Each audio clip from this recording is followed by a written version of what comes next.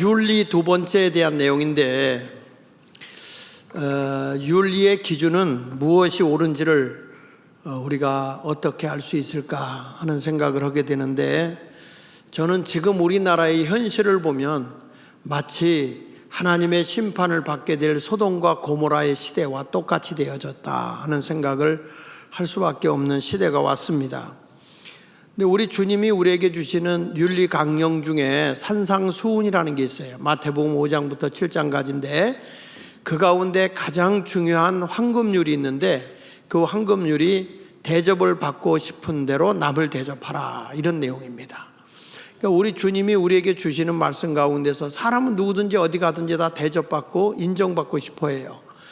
그런데 너와 함께한 사람도 너와 똑같은 생각을 하고 있기 때문에 우리 그리스도인들은 언제나 내 욕심을 가지고 내가 먼저 대접받고 올라서려고 하지 말고 남을 대접하려고 힘쓰는 자가 되라, 그렇게 말씀을 하고 있습니다.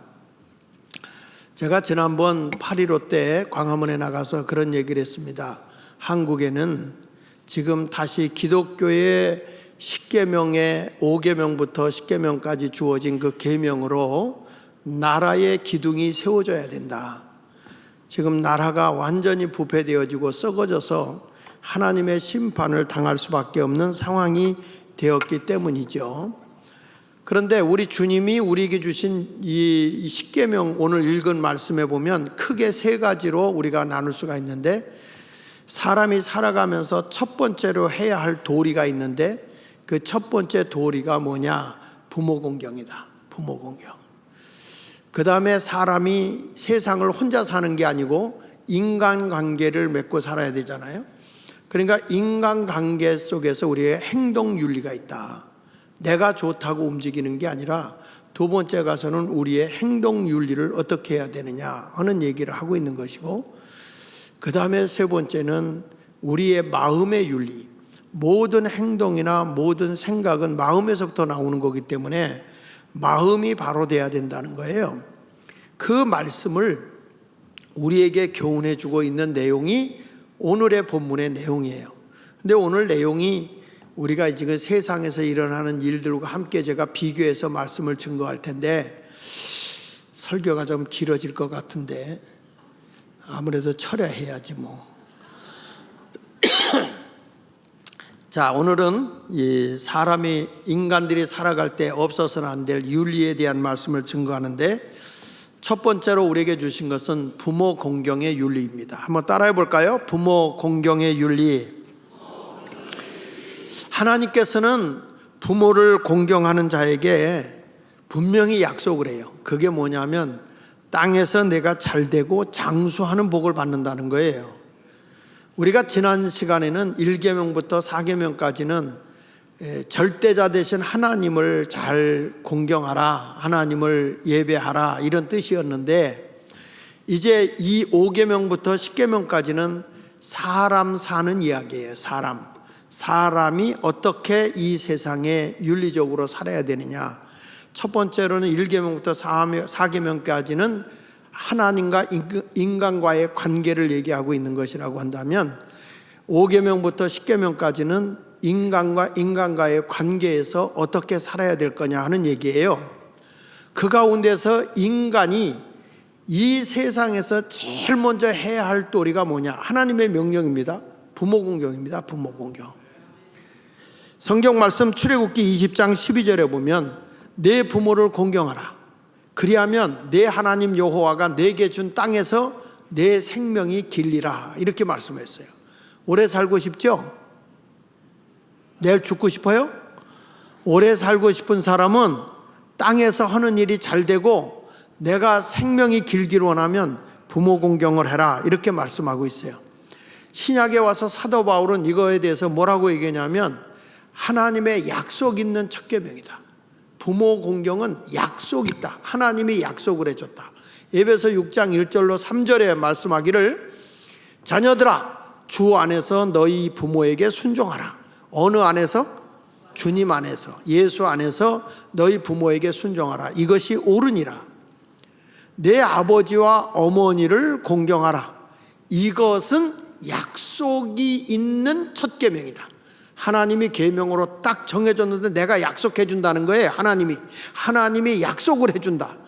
그게 뭐냐? 3절에 내가 부모 공경을, 내 아버지와 어머니를 잘 공경하면 내가 잘 되고 땅에서 뭐 한다? 장수하리라. 이렇게 성경은 우리에게 약속을 하고 있는 것입니다. 그러니까 사람이 살아갈 때 인간의 본분으로서의 윤리가 뭐냐라고 물어보면 부모 공경이에요. 부모 공경. 나 이 세상에서 잘 됐으면 좋겠어. 내가 건강하게 오래 살았으면 좋겠어. 그 뭐 뻔하지. 부모 공경만 잘하면 된다 이거야. 하나님이 분명하게 약속했어요. 전능하신 하나님은 뭐든지 다 하실 수 있는데 한 가지만 못 하신다고 했죠. 거짓말. 하나님은 거짓말을 못 하신다고 그랬어요. 그러니까 이거는 분명히 약속이기 때문에 가능하다는 거예요. 신명기 5장 16절에도 이렇게 말씀합니다. 너는 내 하나님 여호와께서 명령한 대로 내 부모를 공경하라. 이건 명령이야. 하나님의 명령인데 내 부모를 공경하라. 그리하면 내 하나님 여호와가 내게 준 땅에서, 내가 살고 있는 땅에서 내 생명이 어떻게 되고 길고 복을 누리리라. 여러분, 이렇게 하나님께서는 부모 공경에 대해서 철저하게 가르쳐주고 있어요. 부모는 나에게 생명을 주신 분입니다. 그리고 그 부모는 사랑과 헌신으로 나를 양육해 주셨습니다. 그래서 부모의 사랑과 부모의 헌신을 통해서 우리가 하나님의 사랑을 알게 되는 거예요. 우리 하나님을 부를 때 우리가 하나님 아버지라고 부르는 이유도, 그 이유는 우리에게 생명을 주시고 우리를 보호해 주시고 우리를 양육해 주시고 우리를 사랑하되 변함없이 끝까지 우리를 사랑해 주시는 분이 하나님이시기 때문인 줄로 믿습니다. 그런데 지금 우리나라의 지금의 현실이 어떠냐 이 말이야. 부모 공경이 잘 되면 좋겠는데 부모 공경이 안 되고 있는 거예요. 그런데 그 이유는 왜 그러냐면 이탈리아의 그 안토니오 그람시라고 하는 사람이 공산주의를 만들려고 했어. 공산주의를. 근데 공산주의가 안 되는 거야. 이게 공산주의가 왜 안 되는가 하고 봤더니 다 될 것 같은데 교회 때문에 안 되는 거예요. 종교 때문에 하는 거예요. 종교는, 기독교는 윤리 중에도 고등윤리입니다. 세상의 윤리 정도가 아니라 하나님이 주시는 윤리예요. 그러니까 이게 안 되는 거예요. 그리고 교육이 있고 법이 있고 권위가 있는 것 때문에 안 되는 거예요. 이걸 보고 안토니오가 이런 얘기를 하죠. 조용한 혁명 11가지. 그거를 딱 내세웁니다. 이게 무슨 얘기냐면 이 안토니오 그람시가 이탈리아를 공산주의를 만들려고 했는데 이거 100년 전 얘기입니다. 그런데 왜 내가 이 얘기를 여러분들에게 하냐 하면은 지금 이때 100년 전에 이야기했던 이 안토니오 그람시의 사상이 우리나라의 종북 세력, 친북 세력들이, 이 교육을 받은 세력들이 대한민국을 다 어지러 놓고 있어요. 그대로 현실화가 되어 있어요. 저는 아주 소름이 끼치더라고요. 소름이 끼쳐요. 이 내용을 보면 말이죠. 이게 첫 번째 무슨 얘기를 하냐면 지속적인 사회 변화로 혼란을 조성하라. 그러니까 끊임없이 사건이 일어나게 하고 그 사건을 과장되게 해서라도 자꾸 나라가 안정되지 못하도록 혼란을 자꾸 일으키라는 거예요. 그러니까 지금의 대통령이 정통성을 갖지 못하도록 혼란을 자꾸 일으키라는 거예요. 여러분, 그 결과로 보면 우리나라에 뭐 코로나라든지 광우병이라든지 이런 가짜 뉴스, 그런 걸 가지고 막 촛불 집회, 나라를 막 혼란하게 하는 거예요. 혼란하게. 지금 우리나라 지금 이 윤석열 대통령 들어오고 1년이 지났지만 보면은 뭐든지 좋게 된 게 하나도 없어요. 다 사사건건 혼란하게 만들어 버리는 거예요. 인정을 하려고 하질 않아요. 그래가지고 뭐 잼버리니다, 무슨 뭐 저 일본의 오염수다 뭐 이런 식으로 해가지고 자꾸 나라의 사람들이 안정감을 갖지 못하도록 혼란을 부추기고 있어요. 두 번째 가서는 뭐냐? 학교와 교사의 권위를 약화시켜라. 이게 100년 전에 주장한 거예요. 이 안토니오 그람시가 공산화가 되게 하려고 하면 이게 이제 조용하게 스며들어가야 된다. 스며들어가서 이런 운동이 일어나게 해야 된다. 그러니까 여러분 지금 학생 인권 조례라는 걸 만들고 또 전교조 애들이 막 들어가서 말이죠. 학교 선생들이 교육을 제대로 하지 못하게 해요. 그래서 공교육이 지금 다 무너진 거예요. 지금 어느 정도냐면 교육한다고 하면서 얘들한테 무슨 뭐 성교육이다 뭐다 미화시켜가지고 이 어린이들에게 네 번째 가면 세 번째 가서 보면 가족을 해체하라 그랬죠. 가족을 해체해라. 가족을 해체하기 위해서 나오는 게 뭐예요? 부모를 고발한다든지, 그 다음에 일부 다처주의지, 그 다음에 여성 우월주의, 페미니즘, 뭐 이런 것들을 주장하게 되고, 또 아이들에게는 성교육 및 동성애 교육을 시켜라. 가족을 파괴하기 위해서. 근데 저는 충격받는 게요. 아이들이 뭘 분별할 수 있는 능력이 아닌데다가 성교육에 대한 미화를 자꾸 시키고 동성애에 대한 미화를 자꾸 시켜가지고 요즘에 우리나라에 이 학생들이 알바를 하는데 학문 알바를 한답니다. 학문 알바. 지금 끔찍한 일들이 일어나고 있어요. 제가 조금 있다가 성경을 풀어가면서 내가 얘기하겠습니다. 다섯 번째는 교회를 해체하라. 근데 우리나라 지금 국회의원이 76명이 뭘 발의했죠? 교회 폐쇄법을 발의했어요. 교회를 문 닫게 하겠다. 그래서 내년에 국회의원 뽑을 때는 철저하게 우리가 알고 뽑아야 되고, 그리고 기독교인이 국회에도 들어가서 기독교의 정체성을 가지고 나라를 이끌어야 돼요. 즉 그렇지 않으면 대한민국이 제2의 소돔과 고모라예요. 소돔과 고모라, 하나님의 심판이 온 그런 때가 되었다는 거예요. 여섯 번째 가서는 인구가 적어지니까 대량 이주와 이민으로 민족 정체성을 파괴하라. 그래서 지금 우리나라 이주 대책을 뭐 외국에서 많이 데려오겠다, 뭐 외국인 유학생을 많이 받아들이겠다 하는 이런 것은 지금 대한민국이 단일 민족이었던 것을 이제 정체성을 붕괴시켜버리는 이런 일들이 일어나게 됐습니다. 일곱 번째 가서는 인종차별을 범죄로 규정하라. 차별금지법을 세워서 인종 누구를 이렇게 구별하면 그것도 차별법이야. 요즘에는 양심과 종교의 그 자유라는 그것을 내세워가지고 예수 믿어야만 구원받는다면 그게 차별법에 걸려요. 지금 이런 식으로 해서 전도도 못하게 만들어버리는 거예요. 여덟 번째 가서는 뭐냐? 사법 시스템을 신뢰할 수 없도록 만들라.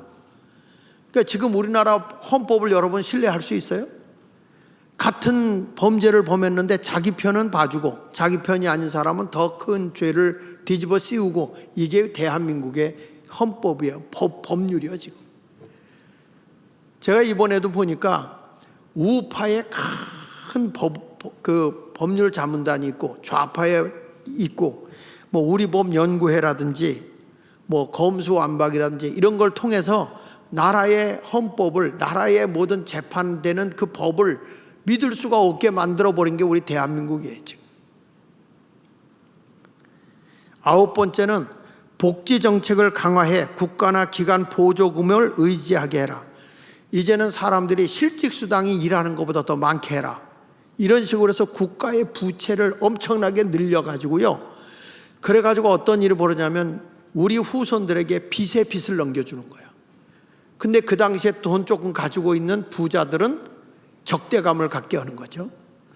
근데 지금 우리나라가 엄청난 부채를 가지고 있고 공무원을 지나치게 많이 뽑아놔가지고, 그러니까 지금 나라가 빚에 빚을 안게끔 만들어버린 거예요. 그러니까 69년 동안에 우리가 빚진 거를요, 빚진 것을 그게 600 몇 조가 되거든요. 609조인가 되거든요. 그런데 문재인이가 들어서 6년 동안에 407조의 빚을 늘렸어요. 그럼 우리나라 빚이 지금 1,000조가 넘는 거예요. 그럼 우리 후손들이 어떤 일이 벌어져? 빚 갚다가 끝나는 거죠. 이렇게 나라가 엉망으로 해서 어떻게 하냐면 저소득층을 많이 생기게 하라는 거예요. 그래서 1%의 재벌, 99%의 이 영세민을 만들어 버린다는 거예요. 이게 복지정치 하다가 망한 나라들이 브라질이라든지 그 다음에 베네수엘라라든지 그리스라든지 이런 나라들이 전부 다 복지정치 하다가 완전 거지 나라가 됐거든요. 여러분, 이런 것을 보면서 대한민국을 우리가 그대로 내버려 두면 안 된다 이거야. 교회가 정신 차리고 일어나야죠.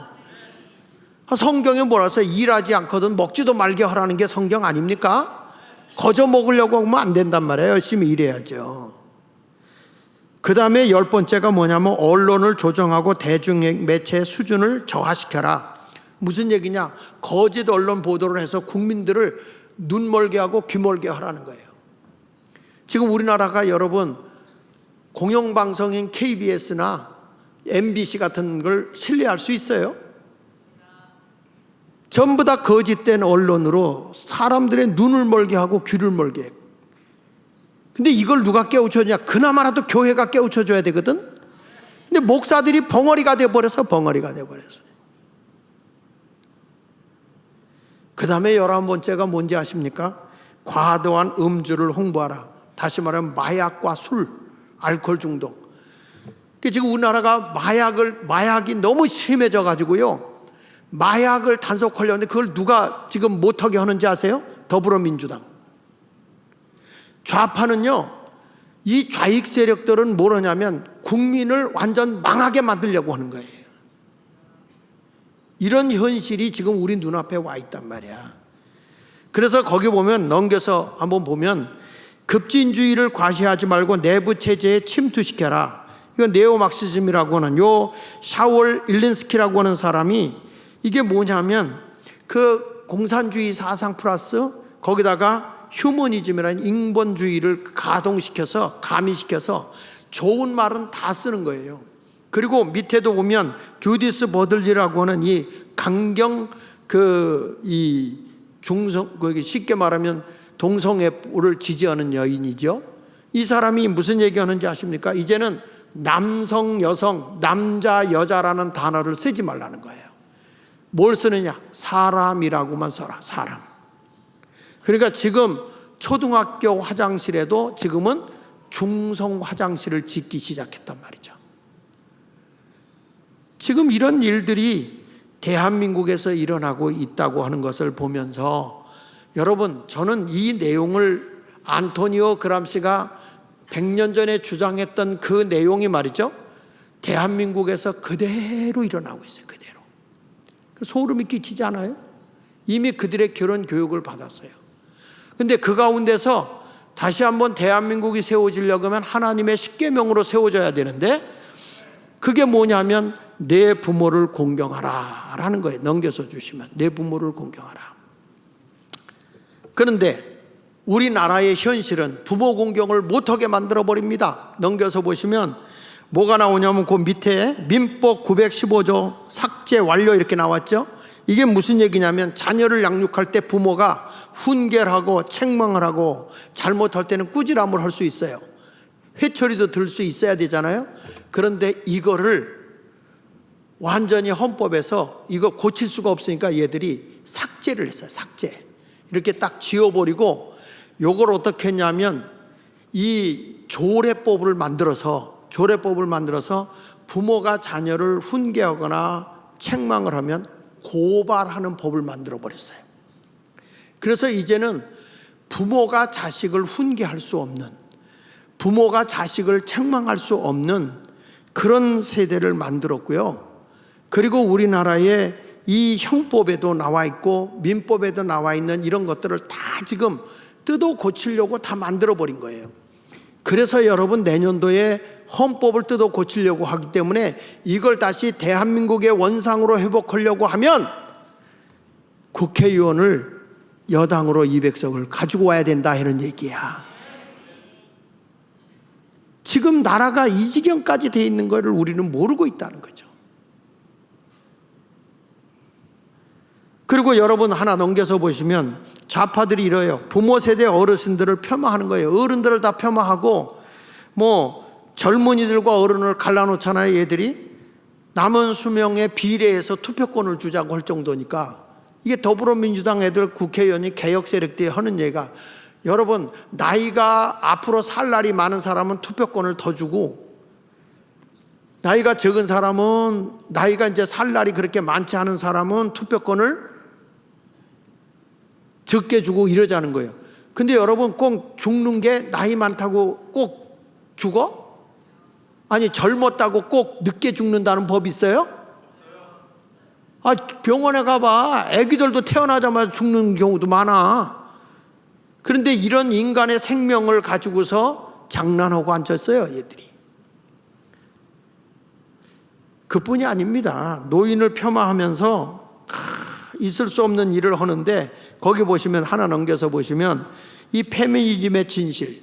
페미니즘이 뭐냐면 여성 우월주의예요.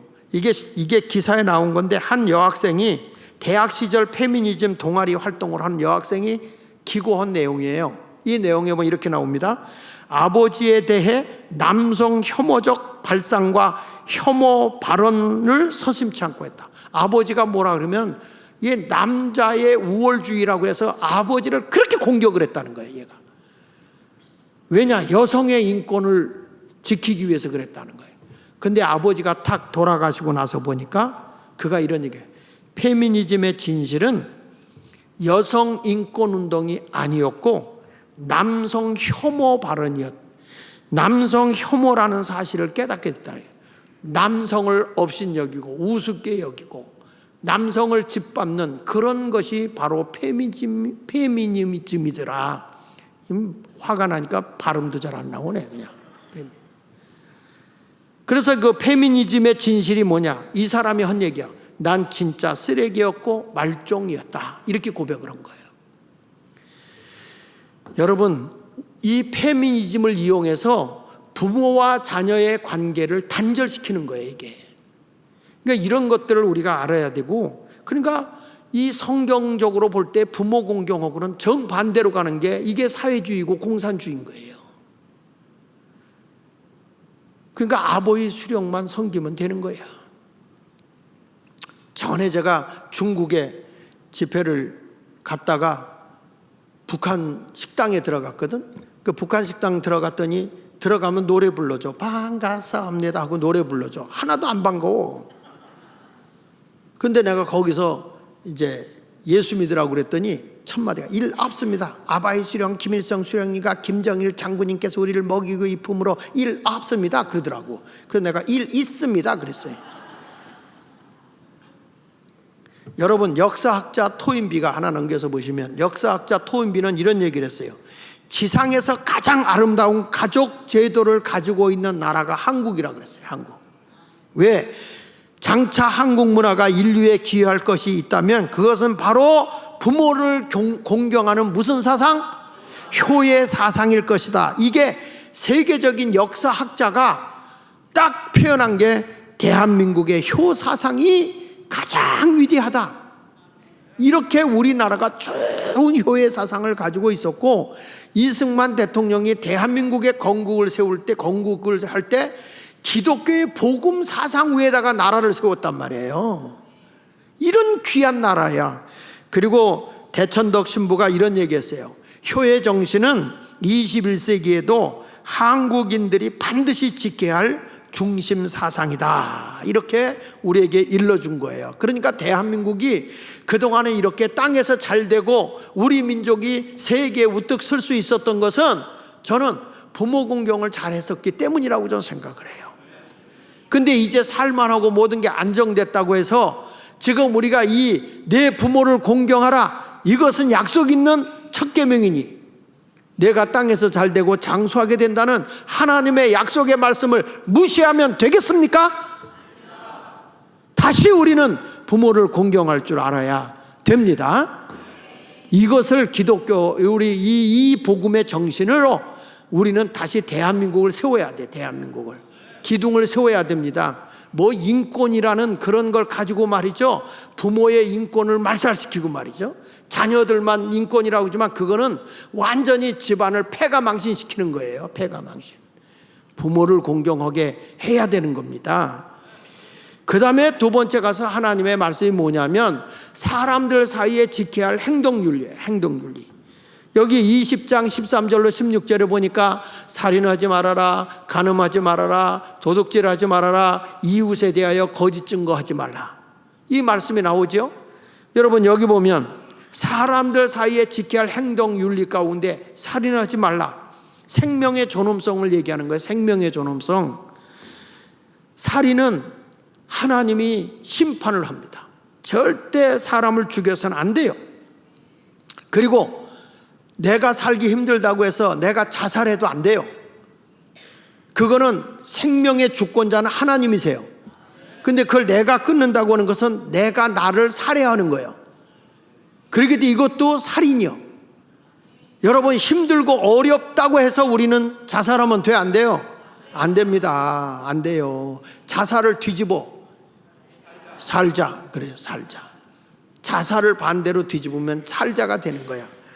그런데 성경에 보니까 자살이라고 하는 것은 내 생명을 끊는 것 또는 사람을 죽이는 것 이런 것도 되지만 사람을 미워하는 것도, 그것도 또 사람에 대해서 증오하는 것, 그 사람에 대해서 막 그 악담을 퍼부어서 그 마음에 상처를 주고 그 사람의 인격을 죽이는 것도 살인이에요. 성경 말씀에 마태복음 5장 21절로 22절에 보면 옛사람에게 말한 바 살인하지 말라, 누구든지 살인하면 심판을 받는다. 살인하면 심판을 받는다는 거예요. 그러면서 나는 너희에게 이르니 형제에게 뭐하는 자마다, 노하는 자마다 심판을 받는다. 그러니까 살인하는 자가 심판받는 것처럼 형제에게 막 분노를 하고 막 내 마음에 어떤 그 노여움을 풀지 않고 끝까지 간직하고 있다면 그건 살인죄와 같은 거예요. 그리고 또 뭐라는 거 아니, 형제에게 뭐하는 자, 노하는 자마다 심판을 받게 하고 형제에 대하여 뭐라고 하는 자, 라가라는 말은 멍청이 이런 뜻이야. 영어로 얘기하면 stupid, 멍청한 놈, 이렇게 하는 사람도 공회에 잡히는 죄가 된다 이거야. 그리고 형제에게 미련한 놈, 우리 그런 말 잘하죠. 저런 미련한 곰탱이, 이런 얘기 해 안 해? 해요 안 해요? 이런 사람은 지옥불에 들어간다는 거야. 그러니까 우리가 언어살인, 말을 잘해야 돼. 그러니까 말에는 독 있는 말이 있고 생명 있는 말이 있는 거예요. 이게 좋은 말을 하고 살아야 할 줄로 믿습니다. 그러니까 이런 것을 보면서 이제는 분노도 다 오죽하면 하나님이 이런 말을 했어요. 내가 하나님께 예배 드려 와서 헌금 드리려고 하다가 형제에게 원한 맺힌 일이 있거든 가서 화해하고 드리라는 거예요. 화해하고. 마태복음 5장 23절 24절에 보면 예물을 전에 들여가다가 거기서 내 형제에게 원망 들을 만한 일이 있거든, 그런 게 생각나거든, 예물을 제단 앞에 두고 먼저 가서 가지고 가지 말래요. 쓸까 봐. 가서 형제와 뭐하고 화목하고 와서 예물을 드려라. 이게 성경이야.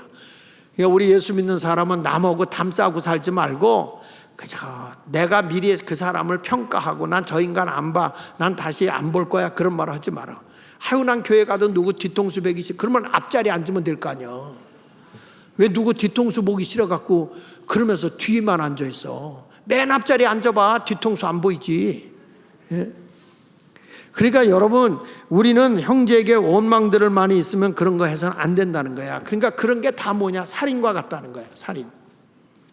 근데 우리나라는 지금 보면 살인하지 말라 그랬는데 이 좌파들은요 무슨 짓까지 하는지, 시체팔이까지 해먹어. 자기 권력을 얻기 위해서 아주 사람도 죽게 해요. 그 사람이 죽으면 내 후손까지 우리가 책임져 준다, 이런 식으로 해가지고 말이죠, 일부러 자살하게 만들어요. 사람을 몰아치지요. 한번 넘겨주세요. 거기 보면 좌파들 있어요. 좌파들은 생명까지도 계급 혁명의 수단으로 여기기 때문에 저 사람을 죽여서 내가 계급을 한다. 그래서 여러분 노무현이가 자살해 죽었잖아. 그렇죠? 그걸 이용해 가지고 문재인이가 대통령 된 거 아닙니까? 그러니까 이게 뭐냐면 시체팔이를 한다는 거예요. 상대방. 다음에 넘겨서 보시면요, 여기 보시면 이 이재명이 관계되어 있는 사람 죽은 사람이 5명이야. 근데 이 사람이 한 말이 8년 전만 해도 잘못이 없는데 왜 주변에서 자살해 죽냐 이렇게 따지던 놈이거든. 근데 자기 주변에서 같이 일하던 사람 다 죽었는데 자기는 왜 책임이 없어요? 지금 이런 거 보면요, 참 우파들은 잘못해도 안 죽거든. 여러분 절대 죽지 마. 죄가 있으면 내가 재판받으면 되는 거고 감옥에 한번 갔다 나오면 되는 거지 왜 생명은 끊어. 근데 이렇게 이 좌익 세력들은 생명을 죽고 막 자기들이 불을 지르고 말이죠, 몸에다가. 이런 일들을 일부러 밀어요. 이런 것은 살인죄와 같은 거예요. 이런데 우리는 말려들지 않기를 바랍니다. 그래서 우리 하나님은 살인하지 말라, 살인하지 말라, 생명을 존중히 여기라 이거야. 그러니까 대한민국의 요즘 도덕성을 보면 지나가는 사람 괜히 분노 조절을 못해가지고 사람을 죽이고 그러거든요. 근데 이게 다시 신앙으로 다시 무장시켜야 돼요. 생명의 존엄성을 잘 일깨워줘야 돼. 아멘입니까? 학교에서건 어딘 간에 이게 기독교의 윤리라고. 생명은 천하보다 귀한 거예요. 한 생명이 그렇게 소중한 거예요. 믿으시면 아멘.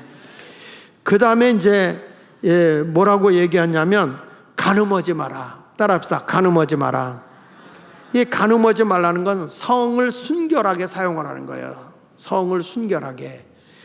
그래서 깨끗한 순결함으로 결혼 제도를 두었고 결혼을 통해서 자식을 낳고 번성하라 이렇게 일러준 거거든요. 창세기 2장 24절에 하나님이 뭐라고 그래요? 이러므로 남자가 부모를 떠나 그의 아내와 합하여 둘이 뭐가 되라? 한 몸이 되라. 그러니까 여기서 보세요. 성경이 참 맞잖아. 여자는 친정 안 떠나요. 남자가 떠난다고 그랬잖아. 남자가 부모를 떠나 그의 아내와 합하여 둘이 한 몸을 이룰지니라. 그래서 보면 요즘에는 참 세상에, 어저께 내 결혼식에 가보니까 여자가 남자에게 고백하는 특성을 부르더라고. 이제는 여자가 남자를 이렇게 딱 거느려. 내가 그러더라니까. 여자가 내가 자기한테 잘해줄게 이러더라니까. 이러면서 아주 그냥 탁 노래 부르고, 남자는 이게 멀쩡히 떠가지고 그 노래 듣고 앉았고 이렇게 하고. 여러분, 부모를 떠나서 둘이 아빠 한 몸을 이루는 거, 이것이 하나님의 나라를 세우는 거야. 근데 만약에 우리가 이런 간음의 죄를 범하게 되면 이건 지옥에 가는 거거든요. 고린도서 6장 9절로 10절에 성경을 보면 이런 말이에요. 불의한 자가 하나님 나라를 유업으로 받지 못할 줄을 알지 못하느냐. 불의하면은 천국 못 간다 이거야. 미혹을 받지 말라. 음행하는 자나 우상 숭배하는 자나 간음하는 자나 탐색하는 자나 남색하는 자나 도적이나 탐욕을 부리는 자나 술 취하는 자나 모욕하는 자나 속여 빼앗는 자들은 하나님 나라를 유업으로 받지 못한다. 여기 기독교인들이 음행하고 간음하고 남색하고 이런 짓을 한다면 하나님 나라 못 간다 이런 얘기예요. 그래서 우리 하나님의 백성은 거룩하게 구별된 삶을 살아가야 할 줄로 믿습니다. 성경에 부르잖아요. 나는 너희 하나님이다. 레위기 11장 45절에 보면 나는 내 하나님이다. 그러면서 내가 거룩하니 너희도 거룩해야 내가 너희를 인도해낸다는 거예요. 애굽에서 인도해내신 하나님이 너희들에게 하는 말이 내가 거룩한 것처럼 너희도 거룩하게 살아라. 이 거룩이라는 말은 하기오스라는 단어인데, 헬라어로 얘기할 때 하기오스라는 단어를 쓰는데, 이 하기오스라는 말은 구별되었다 이런 뜻이에요. 구별되었다. 세상 사람하고 달라도 너무 다르게 산다 이런 얘기예요. 구별된 삶을 살아야 되는 거예요. 근데 여러분 보세요. 요셉이라는 사람은 보디발의 아내가 그렇게 유혹을 하고 막 나하고 같이 좀 잠 좀 자요 그래도 요셉이라는 사람은 나는 그런 죄를 범할 수 없다 딱 거절하잖아요. 창세기 39장 7절 이하에 보면은 그런 말이 나와요. 내가 어찌 그 주인이 내가 요셉에게 눈짓하다가 동침하기를 천했다는 거예요. 매일 그랬다는 거예요. 근데 거기 보면 요셉이 이런 얘기를 해요. 내가 어찌 이 큰 악을 행하여, 내가 어찌 이 큰 악을, 더 내리세요. 큰 악을 행하여 하나님께 죄를 지으리까? 내가 어찌 하나님께 죄를 범하겠습니까? 그러면서 10절 보세요. 여인이 날마다 요셉에게 청했대. 하루도 안 걸르고 요셉 보면서 그런데 요셉이 난 하나님께 죄를 범할 수 없어 딱 거절해버린 거야. 그러니까 하나님이 그를 높여서 애굽의 총리, 땅에서 잘 되는 거예요. 땅에서 잘 되는 거예요. 하나님이 이렇게 복을 주는 겁니다. 믿습니까? 근데 대한민국이 잘 되기를 바라죠. 잘 돼야 되겠죠. 근데 대한민국이 지금 간음으로 그냥 음란으로 대한민국이 엉망이 되어버리는 거예요. 이 좌파들이 지금 하는 얘기가 뭡니까? 여기 보면 이 가족을 없애야 된다. 나를 이 공산화가 되려고 하면 가족이 없어져야 된다. 왜 가족이 없어져야 되냐? 그 이유는 모든 사유재산이 가족에게 넘어가더라 이거야. 내가 돈 있으면 자식에게 넘겨줄 거 아니에요. 내 자신을 가족에게 이어줄 거 아닙니까? 원래 공산주의는 사유재산을 인정하지 않아요. 그런데 가족에게서 자기 가족에게 돈을 주는 게 이게 사유재산을 인정하니까 이게 가족 때문에 공산주의가 안 되는 거예요. 이 공산주의가 안 되니까 가족을 파괴시켜야만 공산화가 되겠구나. 그래서 가족 파괴 운동을 하는 겁니다. 그래서 여기서 얘기하는 게 이제 동성애, 간통, 일부 다처 이런 것들을 주장하게 되죠. 넘겨서 보면 이 마르크스가 이제 글을 쓰다가 죽어요. 중간에 죽은 걸 이 프레드리 앵글스가 이걸 이제 유언집을 정리해 놓은 건데, 공산주의자가 왜 동성애를 주장하느냐 하면 마르크스가 깨달은 것은 바로 가족 때문에 공산주의가 안 된다는 걸 알게 된 거고, 가족을 무너뜨리자 그래가지고 사유재산을 부정하고 사적 소유 단위인 가족을 무너뜨려야 된다. 그리고 교회는 가족에서부터 출발하거든요. 제일 에덴 동산에서 아담이 독처하는 것이 좋지 않아서 하와를 데려다 여자를 만드시고 둘이 합하여 한 몸을 이루게 한 게 교회의 기본 단위예요. 교회의 기본 단위가 가정이거든. 이것을 교회를 없애기 위해서 가족을 없애버려야 된다. 가족을 파괴해야 된다. 이게 공산주의 제창이에요. 그래서 이들이 주장하는 게, 넘겨서 보시면 일부 일처제는 촌충, 기생충과 같다, 그런 거예요. 여러분, 기독교는 일부 일처입니다. 한 남자가 한 여자예요. 한 여자가 한 남자만 거느려야 돼요. 그런데 지금 이거를 없애는 게 어디냐면 모슬렘 아닙니까? 모슬렘, 이슬람교. 우리나라에 지금 이슬람교를 지금 받아주고 있고, 지금 어떻게 되냐면 얼마 전에 그 여자 하나가 이슬람 교단 시집을 가고 나니까 17번째 아내야. 17번째. 그런데 더 기가 막힌 것은 저 대구의 시장 누구요? 답은 홍준표요. 누구요? 홍준표가 이슬람을 글로 받아들이겠다. 근데 나는 화가 나는 게, 그놈이 감리교 집사요. 그러니까 알지도 못하고 하는 것들이야. 정치하는 사람들이 너무 몰라요. 아니, 지난주에 내가 부산 영락교회 가서 그 지역의 기독교인들 연합 집회 하는데, 부산에 교육감이 왔어. 교육감이 거기 집회에 왔는데, 자유민주주의와 민주주의 차이가 뭐냐 물어보니까 몰라. 자유민주주의는 개인의 재산, 개인의 생명, 개인의 자유를 존중히 여기는 통치 방법이야. 개인을 존중히 여기는 거예요. 민주주의는 뭐냐? 다수결로 결정해 놓으면 개인이 희생하는 거야. 인민을 위해서 개인이 희생하는 거예요. 그래서 북한은 인민민주주의야. 김정은이를 위해서 모든 사람은 개돼지가 돼야 되는 거예요. 그러니까 민주주의하고 자유민주주의하고는 다른 거예요. 그러니까 그 전에 문재인이는 자유를 없애버리는데 기를 썼고, 지금 대통령은 자유라는 단어를 그렇게 강요하잖아요. 그 이유는 여기는 그래도 아버지가 연세대학 교수였잖아요. 철저하잖아요, 윤석열 대통령 아버지는. 그러니까 이 사람은 자유민주주의가 뭔 줄 아는 거야. 근데 우리 구에 지난번에 젊은 그 구의원이 왔어요. 구의원이 찾아왔길래 뭐가 안 되고 그러길래, 아니 당신이 이 사람들을 설득시킬 수 있어야 되지 않냐. 그래서 내가 물었어. 구의원한테도 자유민주주의하고 민주주의만 물어봤어. 몰라. 이런 것들이 정치를 하고 앉았으니 나라가 되겠어요, 여러분?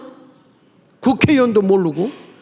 그걸 얘기하고 나니까 그 부산의 교육감은 딱 올라와서 하는 얘기가, 내가 이제서 분명히 알았다, 그런 얘기를 하더라니까. 그래도 깨달으니까 다행이잖아요. 그러니까 여러분 보세요. 이런 공산주의 사상에 우리가 잡혀먹으면 안 돼요. 언어의 혼란에 우리가 넘어가면 돼요, 안 돼요? 안 되지. 그 다음에 여기 보면 뭐라고 하는지 아세요? 포괄적 성교, 이게 간음죄요. 페미니즘, 인권, 노동, 뭐 자편행동 해가지고서 막 성 전환하고, 어린애기들이 성을 어떻게 하냐고요. 그걸 어려서부터 인권이라는 그런 틀 안에서 이런 걸 가리키는 거예요. 구별할 수 없을 때. 거기 넘겨서 보시면, 아이들 청소년 동의할 경우 성관계 할 수 있다. 낙태를 여성 권리로 해라. 뭐 이런 식으로 해가지고 막 그냥 애들한테 성교육하는 방법까지 가르치는 거예요. 성 전환하는 방법까지도 가르치는 거예요. 이게 오히려 역인권을 말살하는 거예요. 지금 여기 넘겨서 보세요. 이게 국회에서 나온 얘기예요. 국회에서. 이 국회의원이, 김순례 국회의원이 물어본 거예요. 저쪽 뭐냐면 바텀 알바라고 들어봤냐? 바텀. 이게 뭐냐면 동성애자가 밑에 눕는 애가 바텀이야. 그래가지고 얘들이 바텀 알바에 나서서 내가 오늘 바텀 알바가 되겠다. 오늘 2만 원, 3만 원, 많이 주는데 5만 원. 이걸 얘들이 마약하고 또 얘들이 술 마시고 향락을 즐기기 위해서 알바를 한다는 거예요. 여러분, 이게 현실이야, 현실. 다음에 넘겨보십시오. 이게 사도마조이즘이라는 그 SM이라고 하는 게 있는데, 이게 뭐냐면 그 성적으로 어떤 고통을 가하거나 어떤 쾌락을 주는 사람이 SM이야. 그리고 동은 뭐냐면 그 동성애자 가운데 여자를 이렇게 딱 지배하는 자가, 그 사람이 돔이고, 섭은 뭐냐? 노예같이 그냥 거기서 허래는 대로 따라가는 게 섭이에요.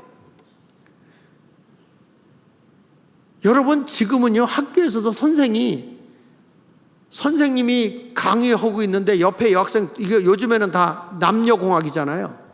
그 앞에서 이들이 자의행위를 한다는 거예요. 보라는 듯이. 그래도 이게 선생님이 뭐라고 얘기하냐면 괜찮다고 가르친다는 거야.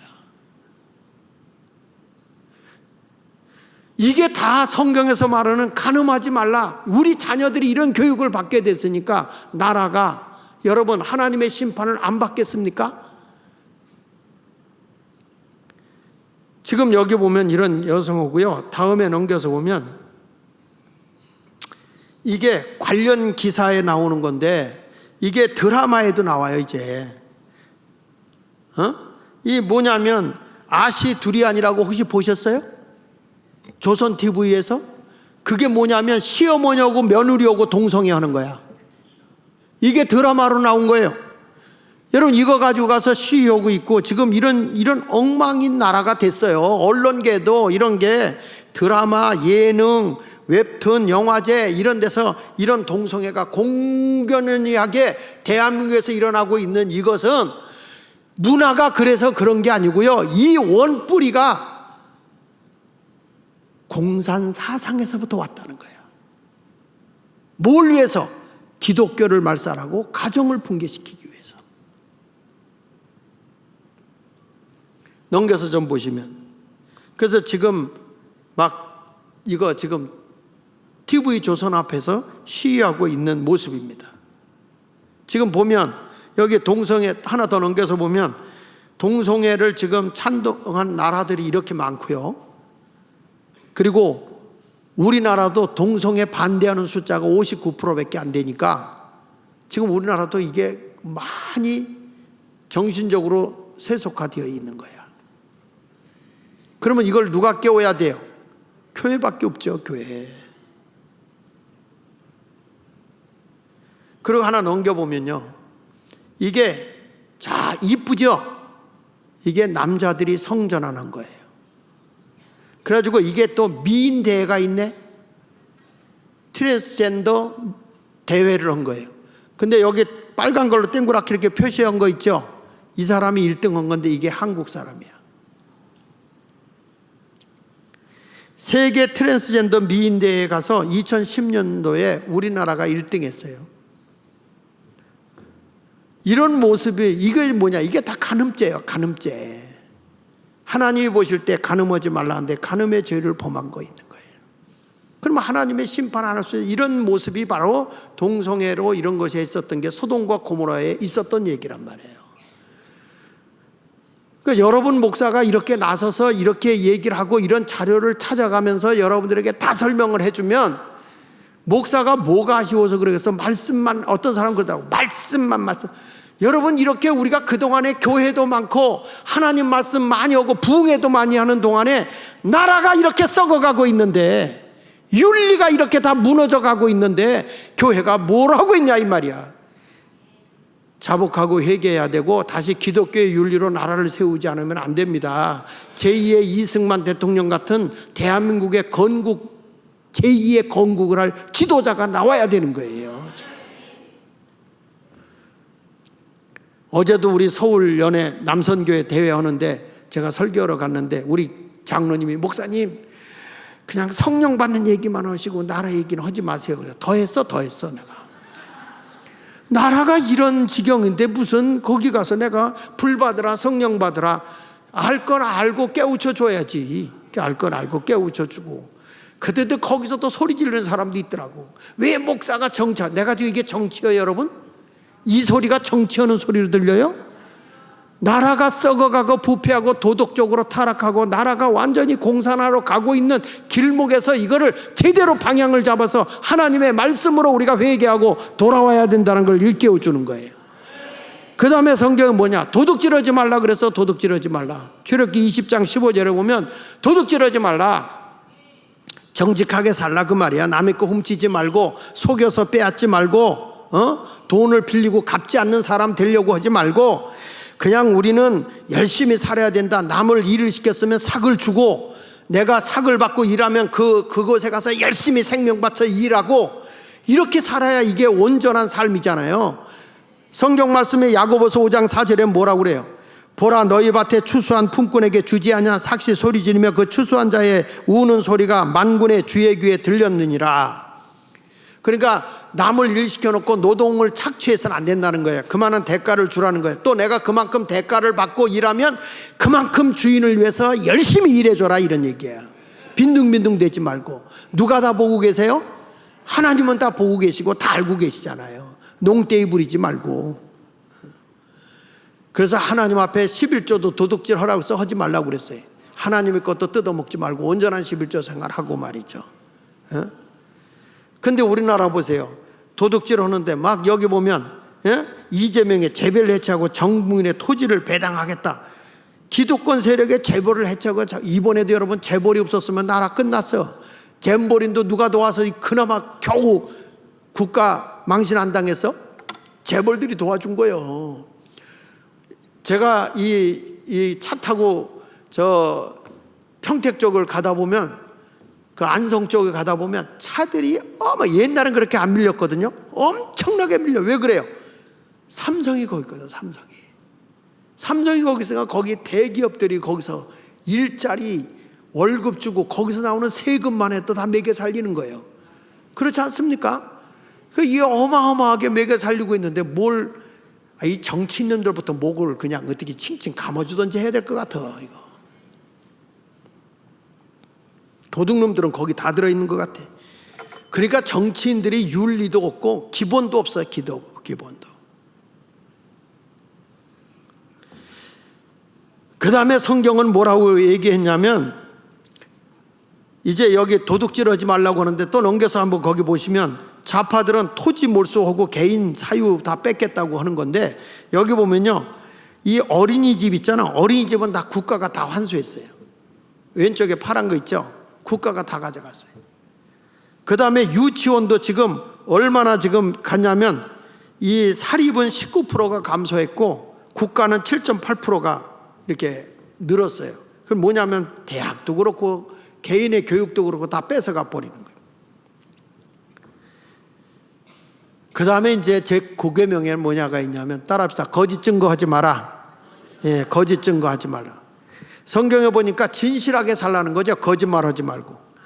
출애굽기 23장 1절 이하에 보니까 너는 거짓된 풍설을 퍼뜨리지 마. 그러니까 소문 내지 말라. 거짓된 소문. 대한민국은 뭐가 참이고 뭐가 거짓인지 여러분 구별이 안 되죠. 언론들이 다 거짓말로다가 다 사람들, 우리 백성들의 눈과 귀를 멀게 했어.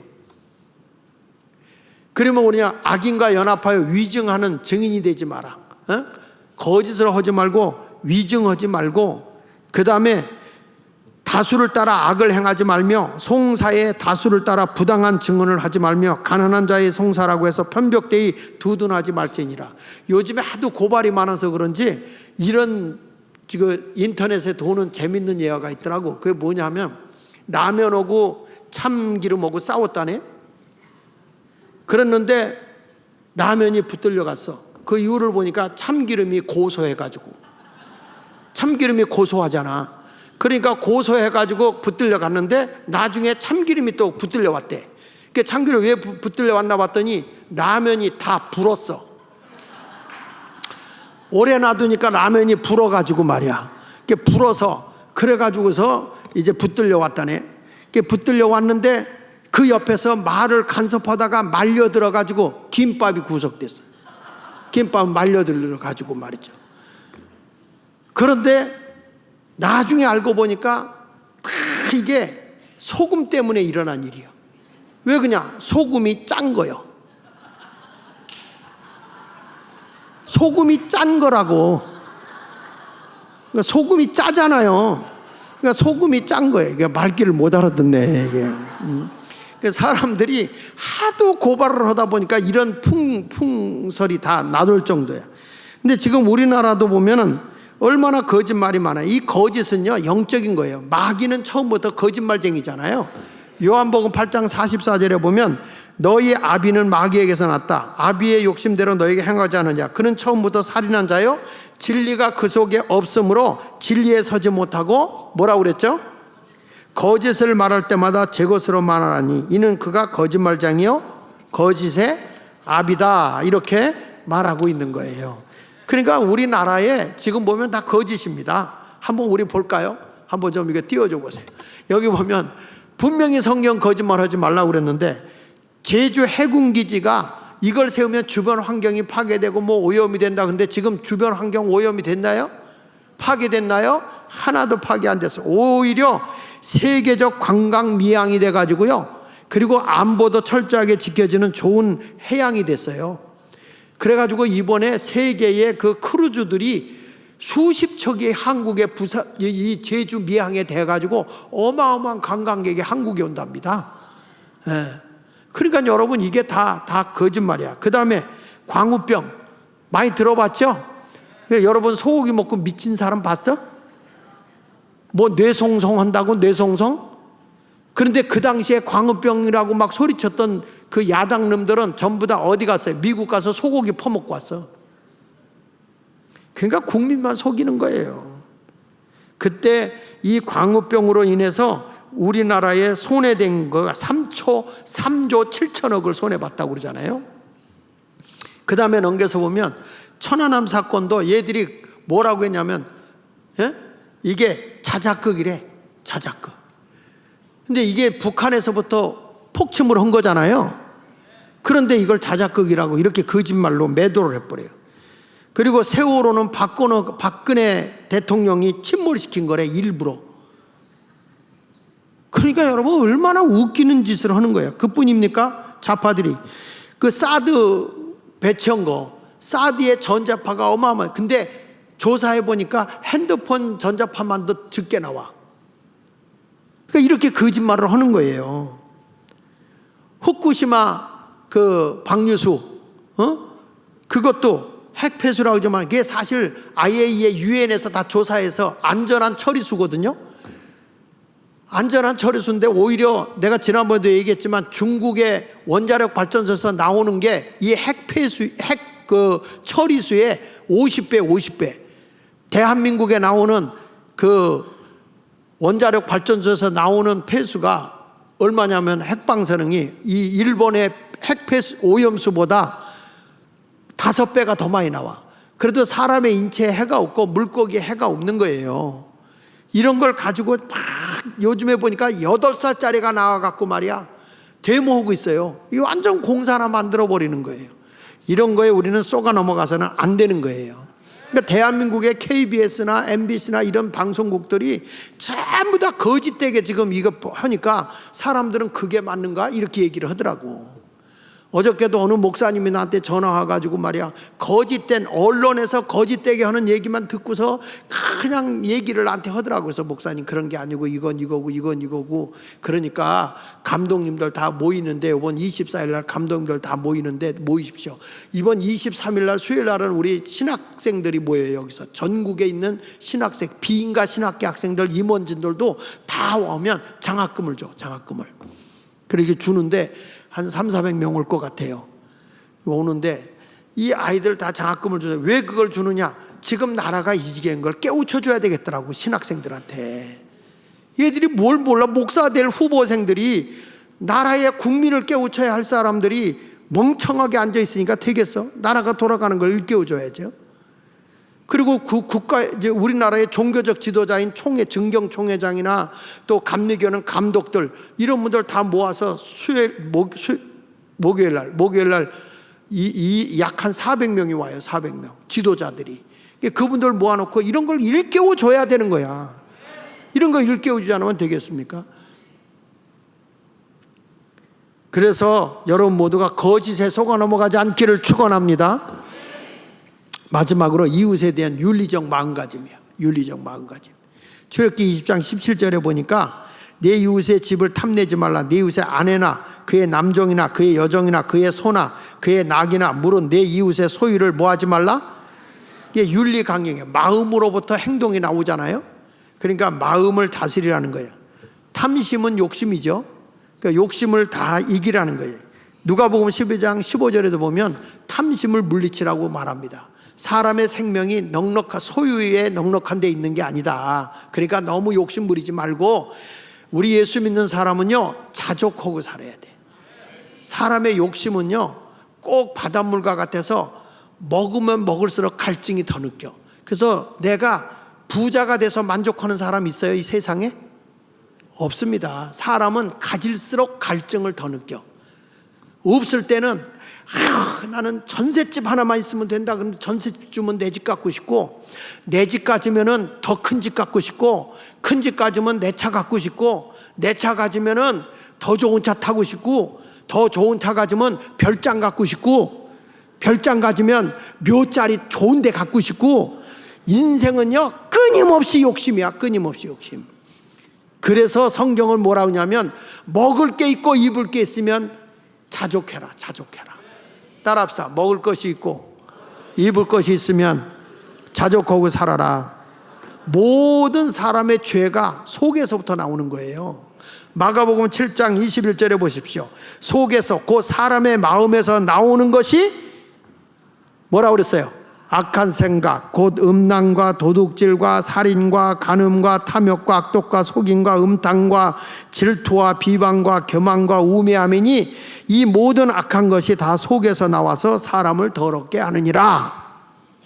다 사람을 더럽게 하는 거예요.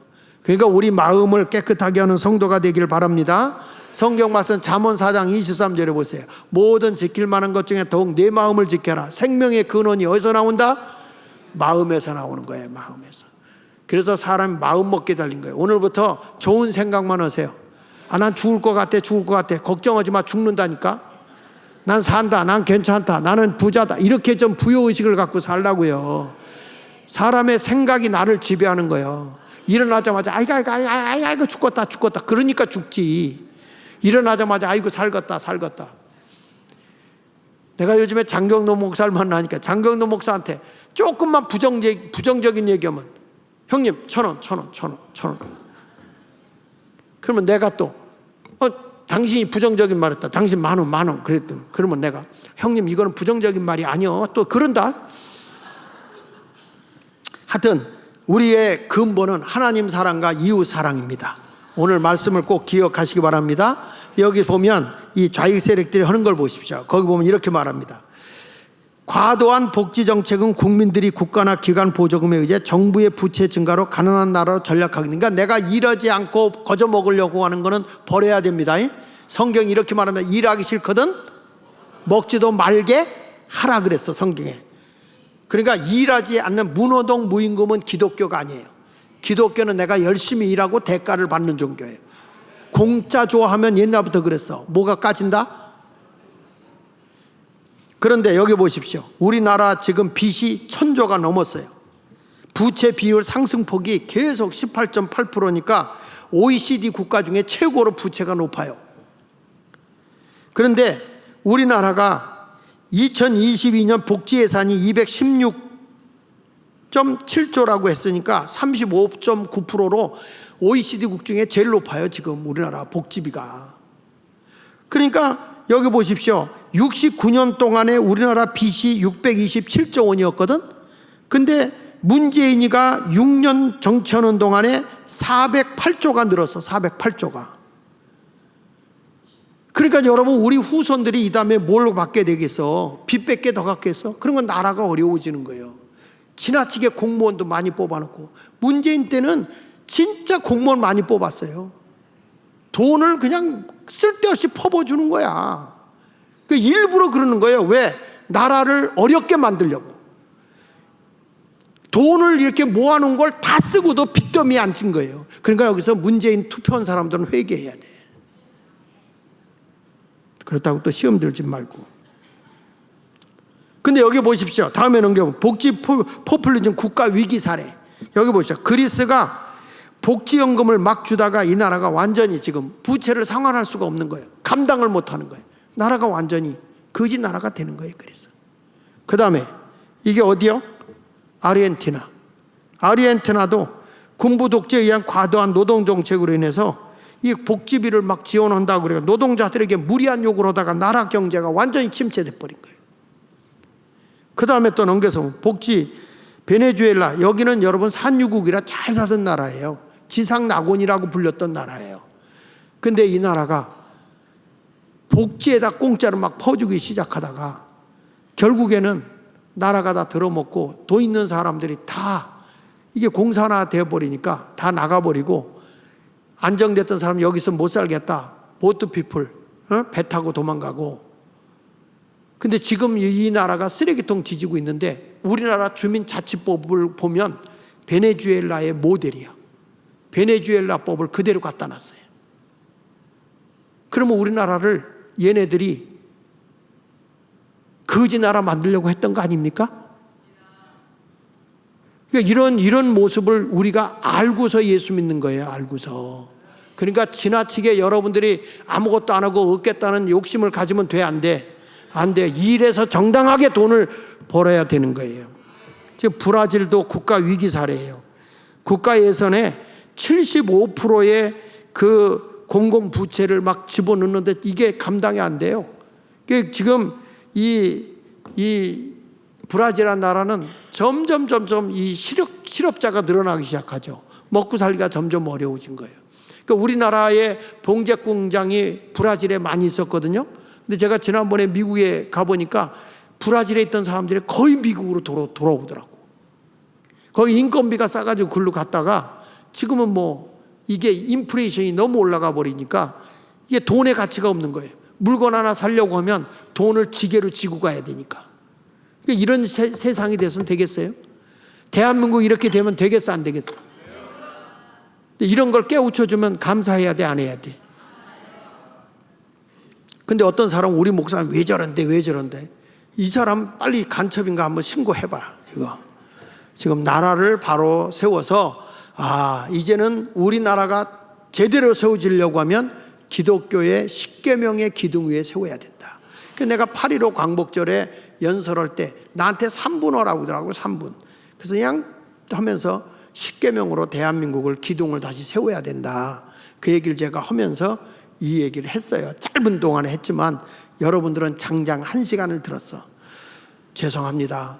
오늘 이 말씀이 너무 중요하기 때문에 제가 여러분들 이런 말씀을 증거했으니까 예수 믿는 사람 어디를 가든지 간에 우리가 살기 위해서는 하나님의 법으로 돌아와야 된다.